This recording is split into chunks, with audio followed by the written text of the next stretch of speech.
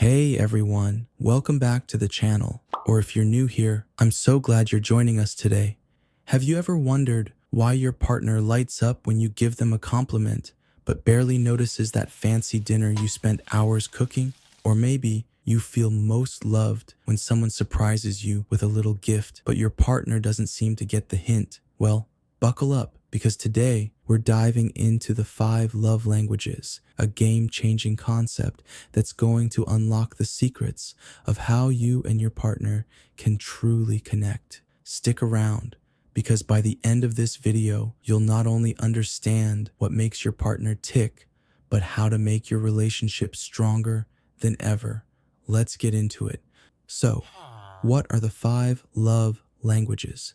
This brilliant idea comes from Dr. Gary Chapman, who figured out that we all have a primary way we give and receive love. Think of it like your emotional Wi-Fi signal. When you're on the right frequency, everything just clicks. The 5 languages are words of affirmation, acts of service, receiving gifts, quality time, and physical touch. Let's break them down one by one and figure out how you can use them to level up your relationship. First up, words of affirmation. If this is your partner's love language, they thrive on verbal appreciation, compliments, encouragement, even a sweet text like, "Hey, you crushed that presentation today." That's their jam. Imagine this. Sarah's been stressing about a work project, and her partner Mike says, "I'm so proud of how hard you've been working." Boom, she's glowing. But here's the catch. If you're not big on words, you might think, "They know I love them. Why do I need to say it?" Trust me, if this is their language, they need to hear it. Pro tip, start small. Leave a sticky note saying, "You're my favorite person." Watch their reaction. It's like magic. Next, acts of service. For these folks, actions speak louder than words, way louder. Think cooking dinner, filling up their car with gas, or tackling that pile of laundry they've been dreading. It's not about grand gestures. It's about showing love through doing. Picture this. Alex comes home exhausted, and his partner Jamie has already taken care of the dishes and made coffee for the morning. Alex feels like royalty. If this is your partner's vibe, don't just say, "I've got you." Show them. Bonus points. Ask, "What's one thing I can do to make your day easier?" They'll love you for it. Love language number 3, receiving gifts. Now, this isn't about materialism. It's about thoughtfulness. A perfect gift shows you get them. Maybe it's their favorite snack after a rough day, or a little trinket from a trip you took. Here's a real story. My friend Lisa's partner once gave her a tiny keychain shaped like a cat because she's obsessed with her tabby, Mr. Whiskers. Cost?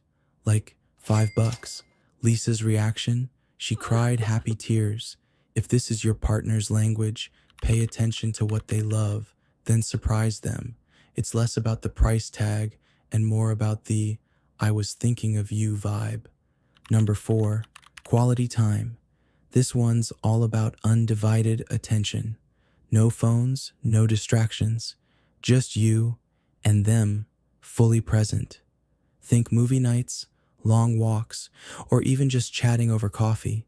My cousin Mark realized his wife, Jen, felt unloved because he'd scroll Instagram during their together time.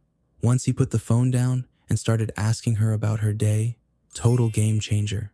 If this is your partner's language, schedule intentional hangouts. Ask them, "What's something fun we can do together?" Their eyes will light up, I promise. And finally, physical touch. This isn't just about the obvious. It's hugs, holding hands, a pat on the back. For these people, touch equals connection. Imagine Emily and Tom on the couch. She's curled up next to him, and he's got his arm around her. That's her happy place. If your partner's always reaching for your hand or snuggling close, this might be their language. Little tip. Next time you're together, try a quick shoulder rub or just sitting closer. It's like hitting the love jackpot for them. Okay, so now you know the 5 languages, but here's where it gets juicy. Most of us have a primary love language, and it's not always the same as our partners. Maybe you're all about gifts, but they're craving quality time. That mismatch, it's why we sometimes feel unloved even when our partner's trying so hard. So how do you work with it? Step 1. Figure out their language. Watch how they show love. That's often a clue to what they want back. Step 2. Speak their language, even if it's not your natural one. It's like learning Spanish to chat with your in-laws. Awkward at first, but so worth it. Here's a challenge. Tonight, try one small thing in your partner's language. Tell them they're amazing, do a chore, grab them a coffee, plan a date, or give them a big hug. Then come back and tell me how it went in the comments. I'm dying to hear your stories. And that's it, friends. The 5 love languages, decoded. Relationships are like a dance, and knowing these steps can make you and your partner unstoppable. If you loved this video, please hit that like button. It seriously helps the channel grow. Share it with someone who needs a little love boost. And if you haven't yet, subscribe and tap the bell so you don't miss out on more tips like this. Oh, and before you go, dive into our exclusive ebook, The Art of Love, with even more ways to deepen the connection between you and your partner. It's linked right below in the description. Go grab it and let me know what you think. Thanks for watching, you amazing people, and I'll see you in the next one.